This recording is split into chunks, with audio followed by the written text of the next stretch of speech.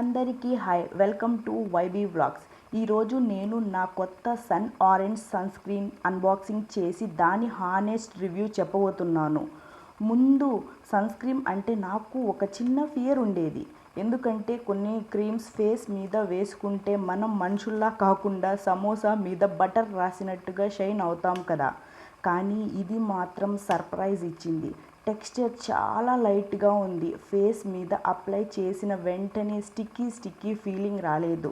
ముఖ్యంగా బయటికి వెళ్ళినప్పుడు స్వెట్ వచ్చినా కూడా ఫేస్ ఆయిల్గా హర్రర్ మూవీ విలన్ లాగా గ్లో అవ్వలేదు.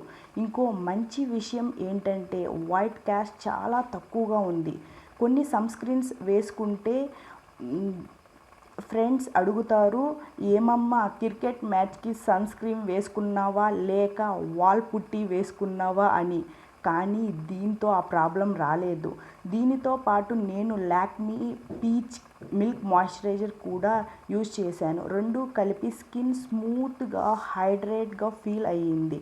మేకప్ వేసుకోకపోయినా ఫేస్ ఫ్రెష్గా అనిపించింది.